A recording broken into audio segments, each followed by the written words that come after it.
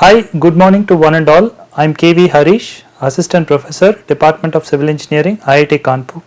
You are watching MOO's lecture course on hydration, porosity and strength of cementitious material. The textbook and reference materials are shown here. Today we will see lecture 6, aggregates. Overview.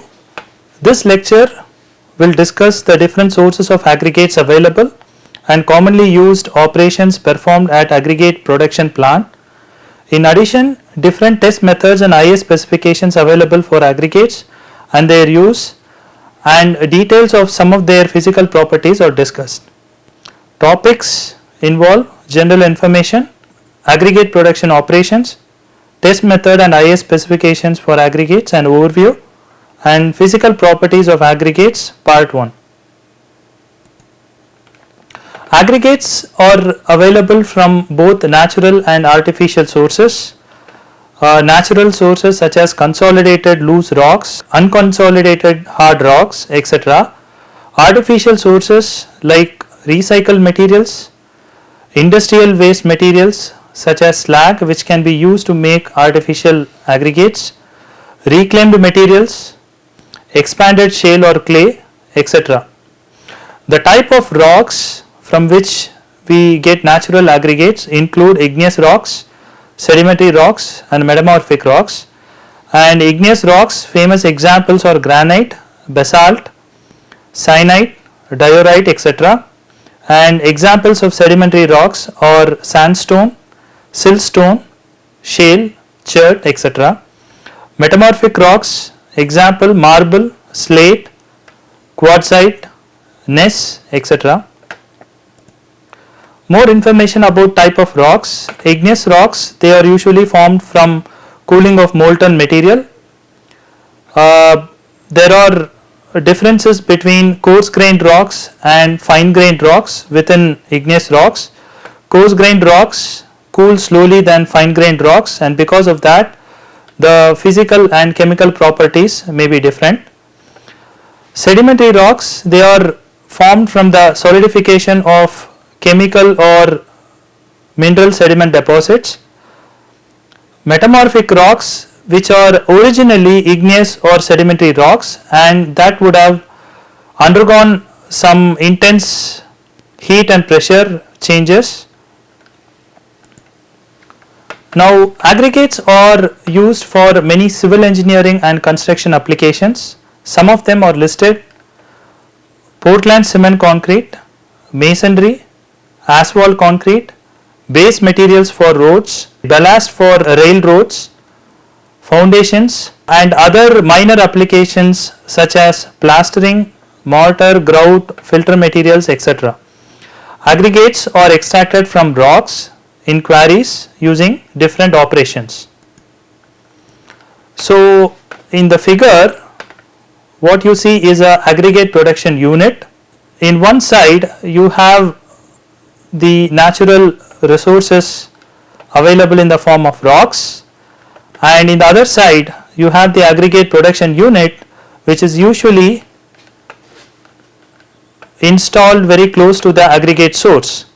So, the aggregate production unit consists of vibration feeder, primary crusher, secondary crusher, some belt conveyors, vibrating screens, and you also have some stockpiles, and we will see each one of them in detail.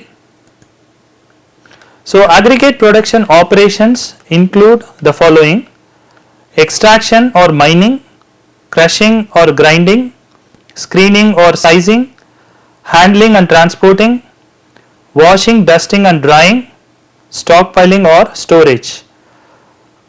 In extraction or mining, usually blasting, stripping, drilling or dredging operations are performed.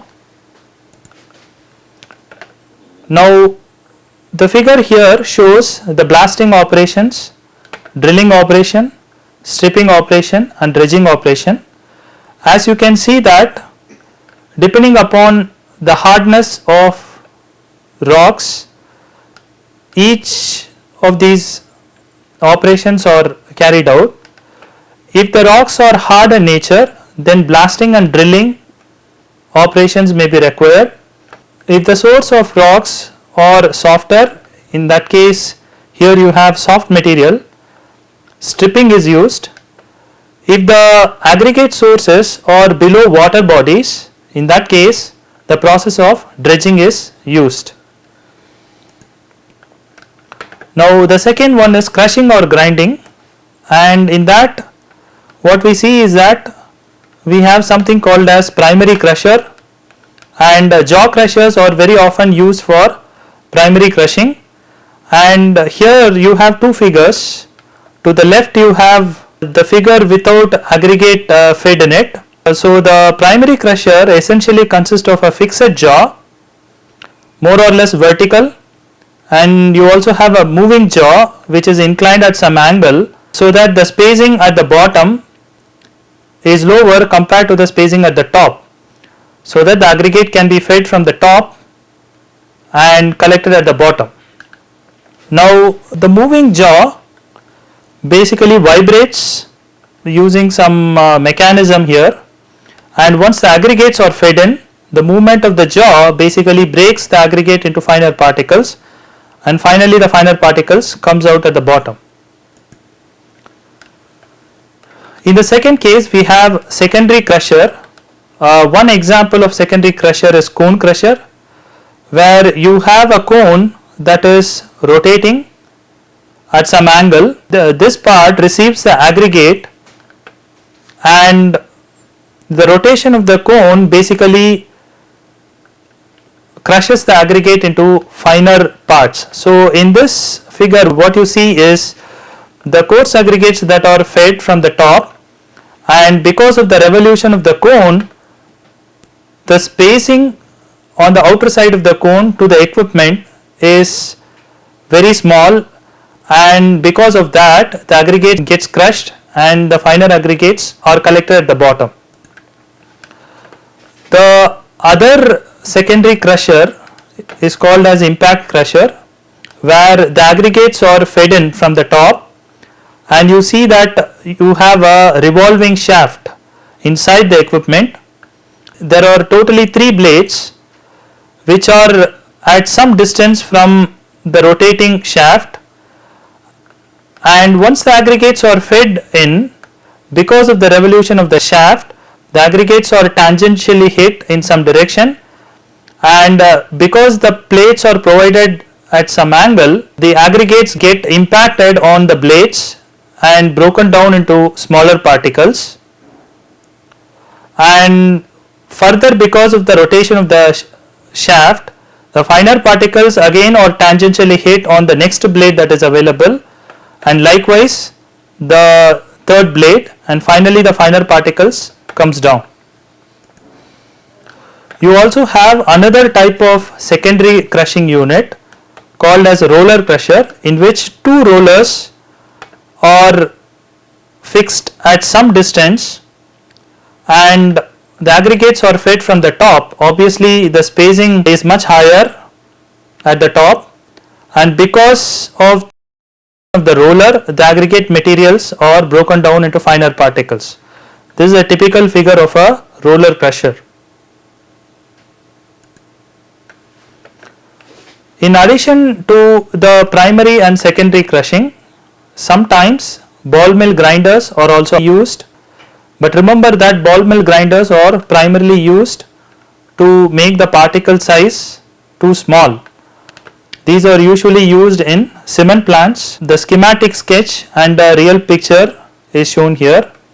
So basically the ball mill grinder consists of a cylindrical shaped drum, and you have usually steel balls, or many times referred as external charge.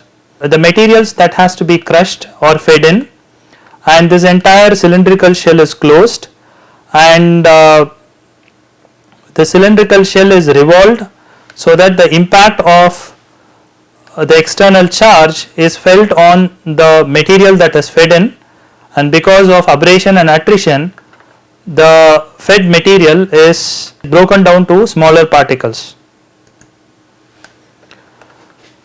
So in this figure what we see is a crushing, screening and conveying unit all clubbed together. So all that you can see is that the bigger rocks are fed here and they are basically broken down in a primary crusher unit, and it is taken over by some conveyor belts, and some screens are available to divide it into specified particle size, and finally you see that they are stored in stockpiles. In addition to these, you also have handling and transporting equipments like conveyor belts, conveyors. So here you can see that the materials are fed from one location in the plant to another location. In the other case, one location to the dump truck, and likewise you also have telescopic conveyors which can actually increase in length if the distance to convey the material is more. In addition to this, you also have dump trucks which unload and load materials, and in addition to that you also have tower cranes which can transport or convey materials from one location to another within the site. So next operation is washing and drying. Usually in this process, whenever the aggregate is passing from one location to another, sprinkler systems are usually installed through which water is fed into it and the dust materials and others are removed by constant sprinkling of water. So a log washer is shown, and a washer unit which is installed in the conveyor belt is also shown. In the other figure what we see is a drying unit. It's more like a cylindrical unit which conveys dry air to the aggregates. This type of drying unit is not very common for aggregates used in concrete, whereas this is very common for when aggregates are used for bituminous or asphalt concrete applications. So once you get the aggregates of different sizes, they are actually kept in stockpiles, and later on dump trucks come to the aggregate production plant and take it to the site where the construction is performed. So in this figure you see the coarse aggregate piles, and in the other figure you see the fine aggregate piles. Now what is the importance of aggregates in concrete? Aggregates act as inert filler material occupying significantly larger volume in concrete. Volume of total aggregate is approximately 65 to 85% of the total volume of concrete. Volume of fine aggregate alone is approximately 35 to 45% by volume of total aggregate, and likewise volume of coarse aggregate is approximately 55% to 65% by volume of total aggregate. Aggregate, being the cheapest ingredient, may be used in concrete mixtures as much as possible to achieve economy without affecting its desired properties for that particular application. Desired properties usually include volumetric stability, elastic modulus, workability, strength, durability, and any other specified property for that application. Since aggregates are used from natural sources, test methods and standardization of aggregates becomes important before they are used for any application. So Indian standard specifications for aggregate are as follows. We have IS 2386 part 1 to part 8, which covers the methods of testing, and IS 383 and IS 456, which are specifications. So IS 2386 provides the following test.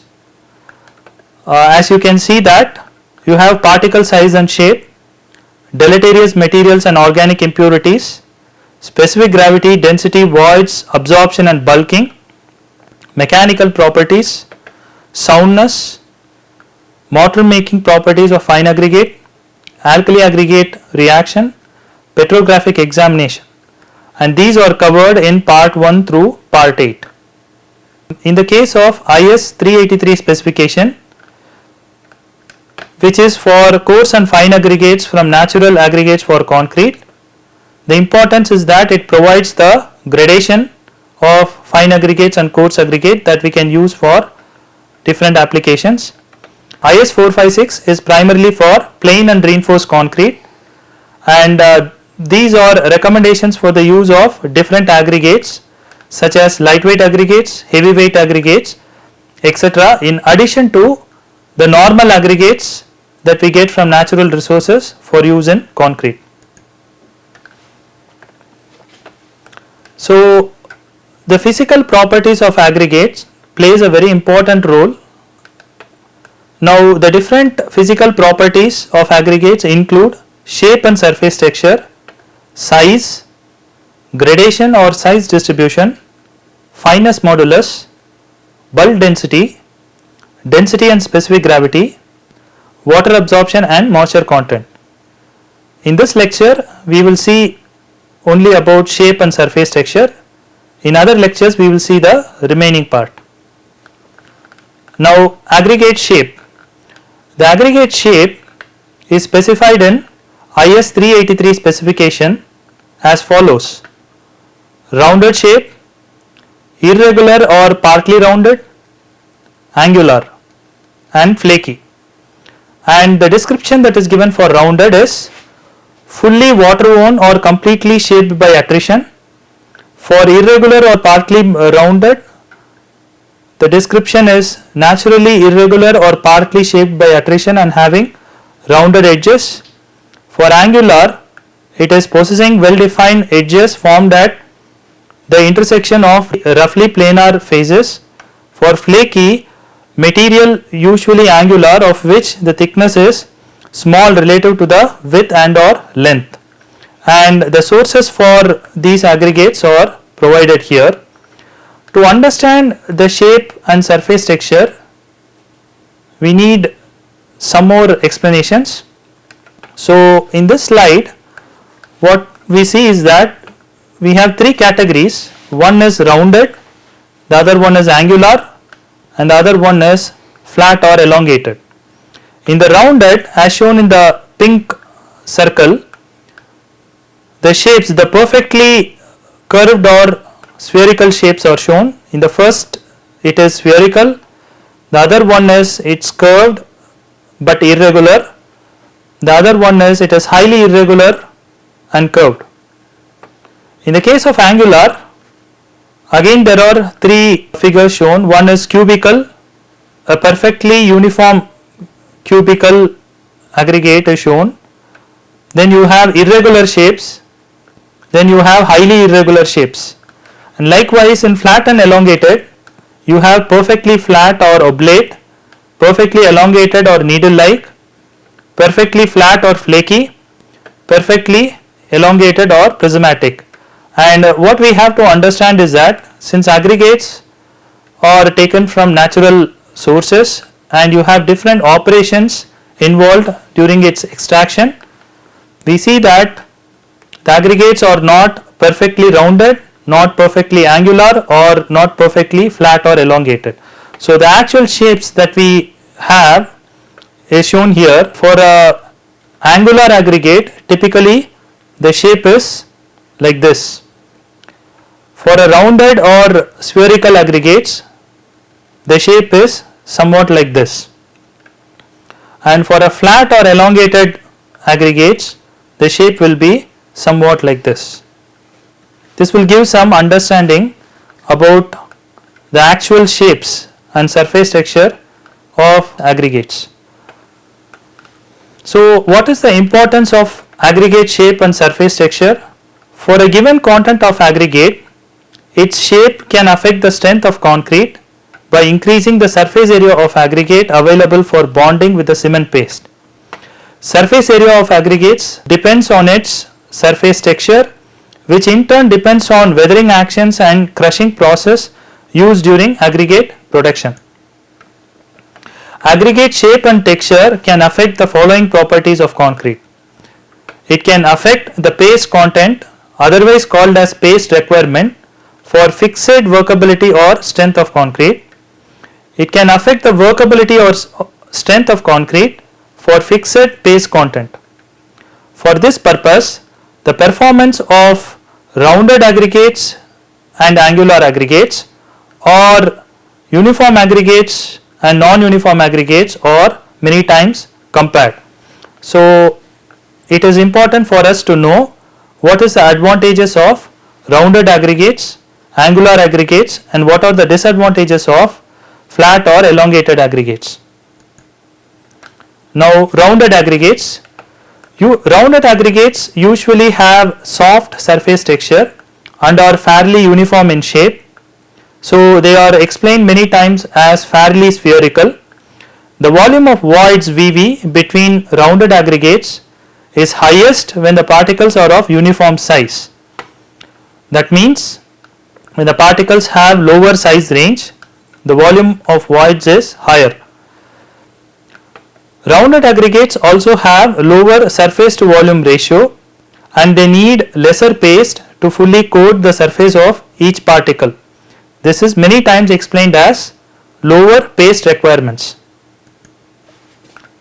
In addition, rounded aggregates have lesser interference compared to angular aggregates with the movement of adjacent particles in fresh mixture, thereby improving its workability. So, from a workability standpoint, rounded aggregates are largely preferred. Their mechanical interlocking is relatively lower than angular aggregates and packing is largely a function of the aggregate size than its shape. Better packing is anticipated to provide higher concrete strength. So, one of the disadvantage of rounded aggregate is that the mechanical interlocking is relatively poor and hence we have to make sure that when we are using rounded aggregates, we use a well graded aggregate so that we can achieve better packing. Now, importance of angular aggregates. Angular aggregates usually have rough surface texture. They are uniform in shape, explained as fairly cubical, although their shape can vary from cubical to elongated. Angularity and rough surface texture are imparted significantly from parent rock and crushing process. Angular aggregates have higher surface to volume ratio and hence they require more paste to get fully coated on the surface of each particle, and this is one of the reason where the paste requirements are higher for angular aggregates. In addition, angular aggregates interfere with the movement of adjacent particles in fresh mixture, thereby affecting its workability. Remember, workability can be positively affected or negatively affected, and that again depends on several other factors. Crushed cubical aggregates can increase mechanical interlocking between themselves due to better packing, thereby providing better concrete strength. So, from the standpoint of packing and from the standpoint of strength, angular aggregates are generally preferred compared to other aggregates. Now, flat and elongated aggregates. Flat and elongated aggregates have higher surface to volume ratio and hence have higher paste requirements. They increase the interparticular attraction in freshly mixed concrete, leading to harshness and segregation. Flat and elongated aggregates leads to non-homogeneity and non-uniform property of the mixture and high internal stress concentration during loading, which results in lowered concrete strength. So, from the standpoint of strength, flat and elongated aggregates are not used. With this, we come to an end for this lecture. Thank you.